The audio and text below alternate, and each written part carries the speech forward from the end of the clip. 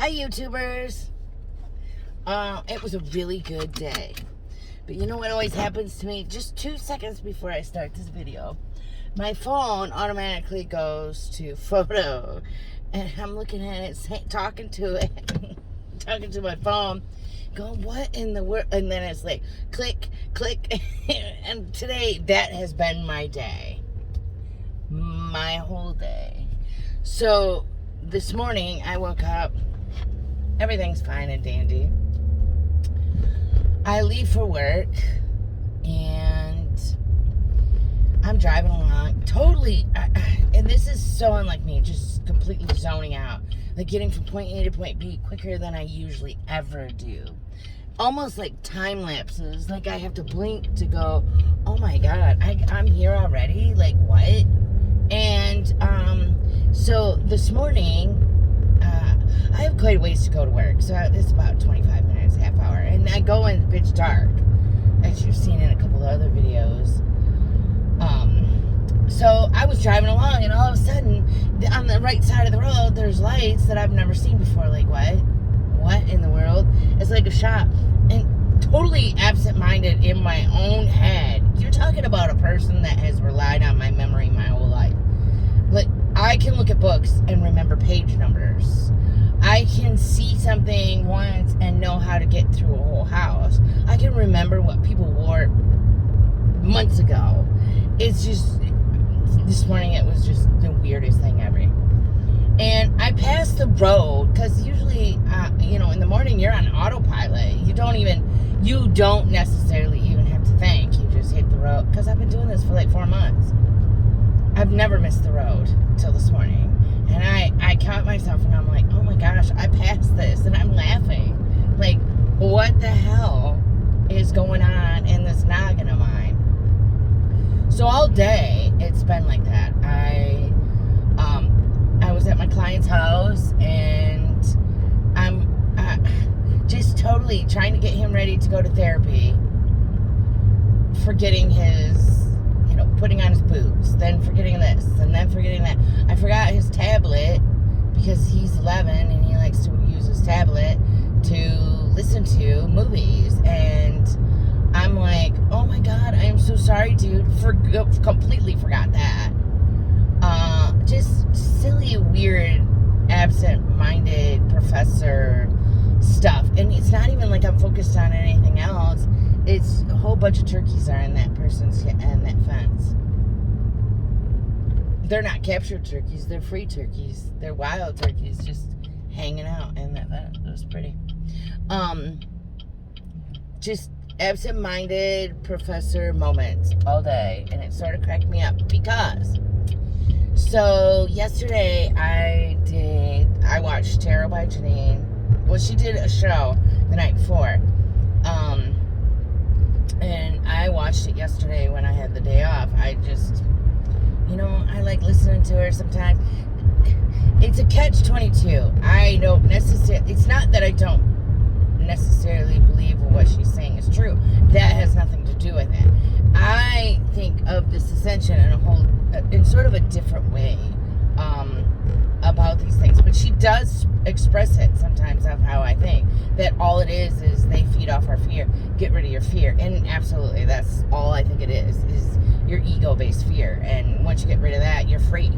You're free of all the anxieties, all the fears, all the money problems, all the money issues, people losing their jobs, whatever. And it's easy for me to say I haven't had much happen to me yet. And people will say, it's easy for you to say you haven't lost your job, you haven't done this, you haven't done... I've had so much crap happen to me in my lifetime. I have been beating my head against the wall. It is a godsend.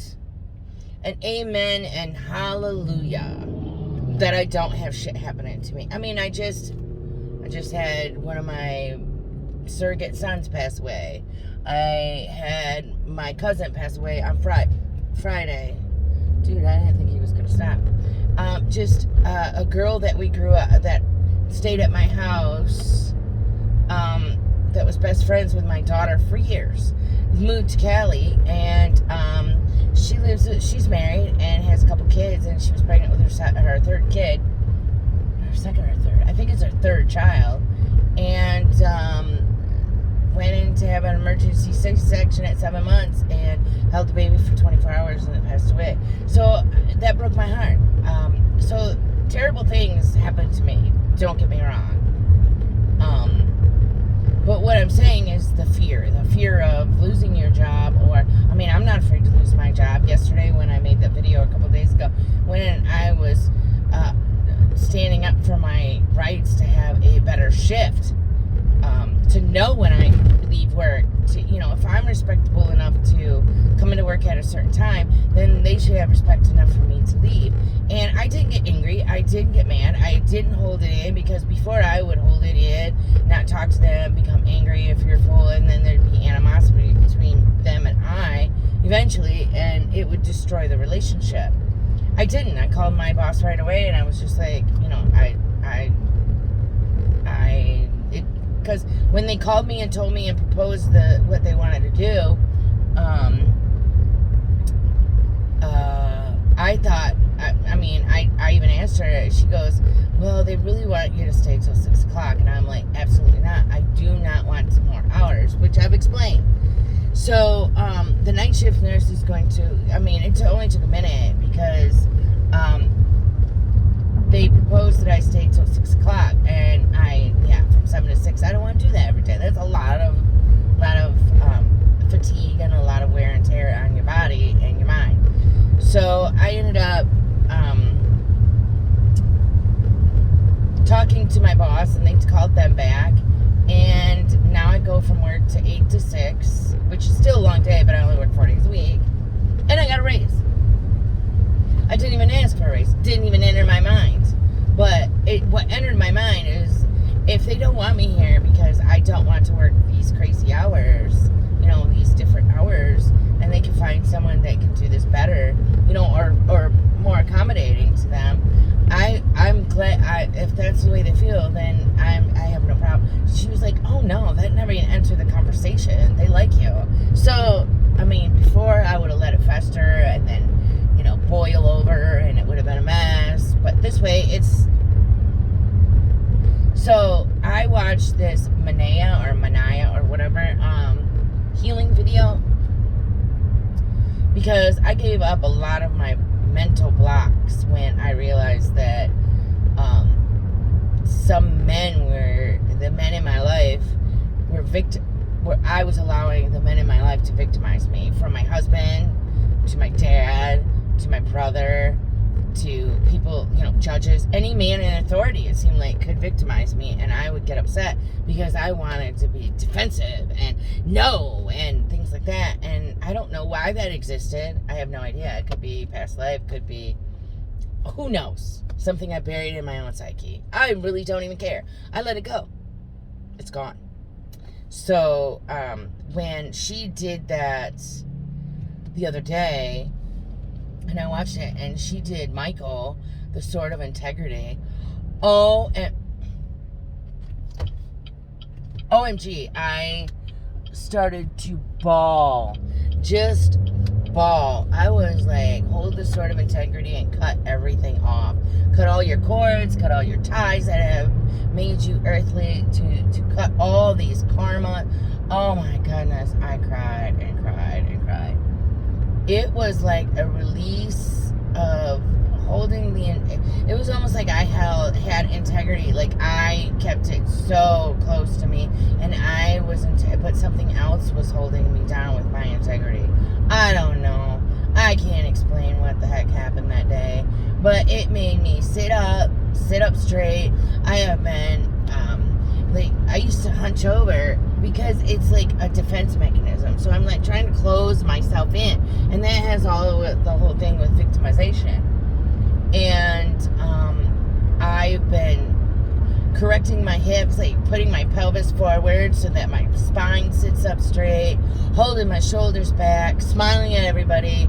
Just it was like freedom, like absolute and utter freedom. You guys should check that out. Everybody has their own channels and own things, but that's a big plug for her, because that was beautiful. And the going into the football stadium and seeing yourself didn't make me cry. It was more a wonderful elation of, oh my gosh, I'm all here. Like, all of me is here. Not just a little segment of my soul is in this body right now at this moment, but every part of me filled that stadium. Like, my whole soul filled a whole stadium when we all got together. I mean, that was just crazy. That was the image that came into my head. It just was it was just, I don't know. It was bizarre. I mean, maybe our soul, my soul, is in every body on this planet at one time. It's just the egos that make us different. I don't know. I mean, it's just a thought that came to me just now, because if everything fills the stadium and that's just me, and that would make everybody an integral part of everybody. They're my brother, they're my sister, and we all came from God. What if they're all just me? We are in the image of God. And I don't think necessarily as a human body, more as a soul. I think the human body is almost too literal. I don't know. That's the way I take it. But anyway, so my son, Logan, is 22. And at the beginning of summer, his girlfriend, she's 20, was having a terrible time with her father. Like, he was treating her like a little kid, like a 12-year-old, wanting to spank her and just weird stuff. So I said that he could move it. She could move in. She's been living with us ever since. She's a nice person. A very kind person. And she loves my son, and he seems to love her. Whatever a 22 and a 20-year-old can love. I mean, they can love deeply or they can love superficially. I don't know. It's their relationship, not mine. But anyway, so I've been coming home and not saying anything, especially since my surrogate son passed away, and just going with the flow. Because neither one of them have been, especially my son. Now, she didn't know him at all. We all did. But she took care of my son for a couple weeks and stuff like that, which is understandable, whatever. But now, nobody is helping clean. I have a day off and I'm cleaning. Well, my older son, Noah, he does errands. Logan does do the yard work. He does bring in take out the trash and the recyclables and things like that, which he's trained to do, or I come home with groceries and I call him up and say, hey. But his girlfriend has no job. He just went back to work. I've been working since surrogate son passed away. I worked that Monday and almost it was terrible. And then the next day, I took the next 3 days off. I was just like, I can't even do this. And then I cried every day at work for the next 2 weeks, and then they buried him. But anywho, I've been fussing at her to get a job. It's time you get a job. So I tell him, the phone bill's due. You got to pay $90. He's like, and I look at his account because usually I just transfer it over. Well, he has no money. And I text him and said, so how do you propose to pay for your phone bill? Well, I don't know. And I'm like, you can't live like this. So I texted him this morning and talked to him quite a bit about the whole situation. And we went back and forth. And before you say, oh, just kick him out, that you can't do to your own child or anybody, because in this day and age right now, and I'm not making excuses for anybody, but it's tough. It's tough to make enough to live in some of these places. Right now, in the area that we live in with the pandemic, homes or apartments are not for rent. They're just now starting to evict people that haven't paid, which is unfair too, because where do these people go? But they gotta work. People gotta do things in order to survive. But if she ain't gonna work, why doesn't she help clean? Why doesn't she cook a meal? If they live on their own, they've got to do these things. But I didn't get angry with him. He wanted to start saying, well, it was nice knowing you, have a nice life. And I just said, you know where I'm coming from, I love you, and you know why I'm doing this, because because you're a very smart boy, you're very intelligent, and you know why I'm doing this. And he never texted me a negative thing back. And I have a feeling he's not going to be negative at all when I get home. I have a feeling he's going to turn the table. Because this is the way my husband treated me. He would manipulate me because I'm a kind person, and I go and I pick up the pieces for a couple days, and then they go back to behaving the way they want to. And I told myself, no more victimizing myself. I'm not going to do it. If he's not going to help, he needs to go. That's it. I'm not going to get angry or mad or frustrated or say stupid words or feed into his no, I don't want to. I don't want to anymore, because that's not hurting him, that's hurting me. That's hurting myself. Causes diabetes and high blood pressure and overweight and being fat and all these kinds. And I have enough rolls, blubber rolls, and I do yoga, and I have a hard gut, and I still have blubber because of whatever. But if I can control the immune system and my reactions and control my ego, I don't have the cortisol shooting up. I don't have the spikes of blood sugar. I don't have this. I might lose weight. That might be exactly how they do it when people are like, oh yeah, the weight just fell off because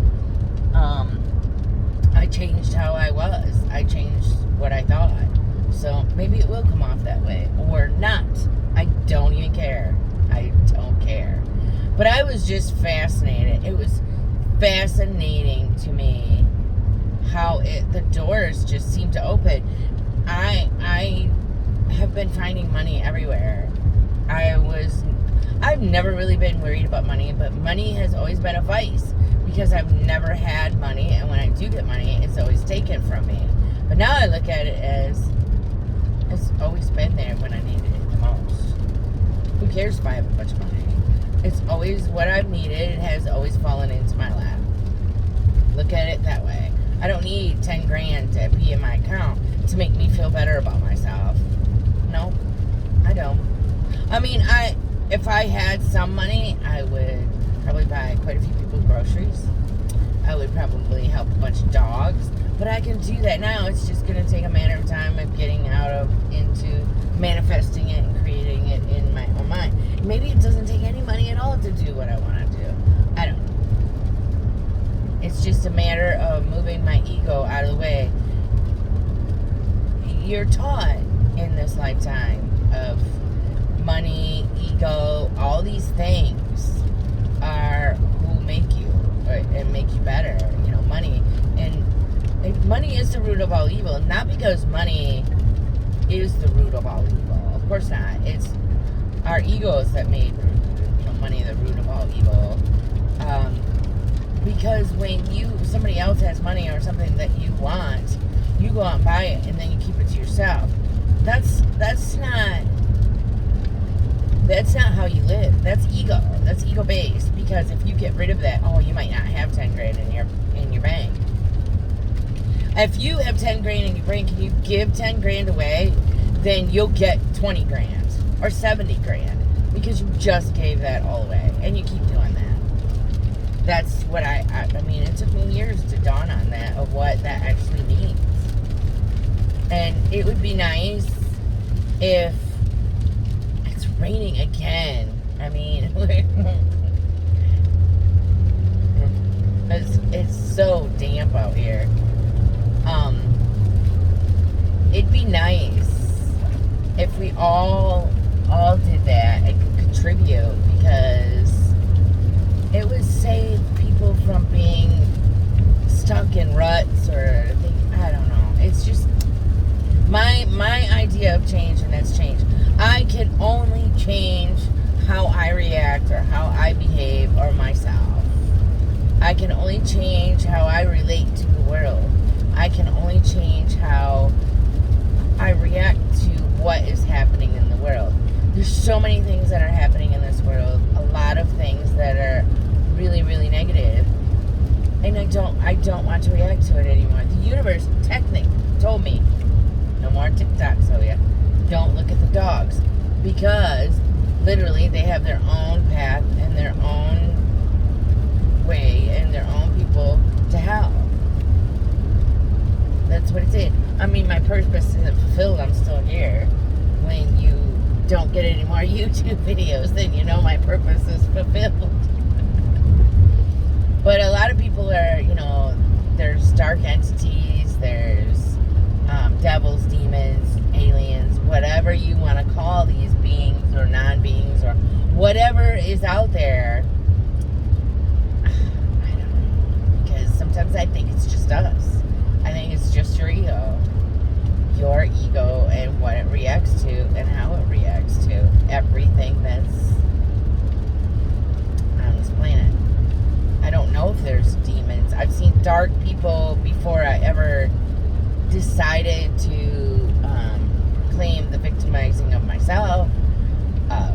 And I saw angels. But actually, to tell you the truth, in the last, probably in the last 6 months, I used to see quite often ghosts and glitches and different kinds of things. But I don't feel them as much as I did before. I don't feel different beings or things that are stuck here on this planet or spirits or anything like that. I just don't feel it anymore. I don't know. That's just me, my soul. A part of my soul wants to believe this, that there are entities, but I think that's just here to move us along, to get to the more positive, because we have free will to stay and believe in the entities, or we have a choice not to stay and move forward. So maybe that's why I don't see them anymore, because I choose to move forward. I want to move forward. So in moving forward, those entities do not longer exist to me, and I'm going into 4D, and so they don't. They just don't, because I'm not afraid of it anymore. It's not necessary for me, because I think once you get beyond 3D and get into 4 or 5, it's a love affair. I don't know. I mean, that's just what I think. What some of the things that I've been told, some of the things are hidden, I would imagine. I just know in my heart of hearts that I would rather be in 5D, in bliss, in love, every day of my life, for infinity and beyond. Even though I don't like that movie and that man, I can't react to. Than be here. I mean, I love the planet, but to be here and feel the chaotic emotions that are displayed on this planet, and the negativity and the things that people say to each other, and the hurtful and negative things that they say to each other. But like I said in the previous video, maybe if we stay here, but we just move forward to the point where positive attracts positive and we don't see them anymore. But anyway, I've rambled on way too long for this video. Yeah. So please like, share, subscribe, and I will catch you on the flip side. Bye. Good night.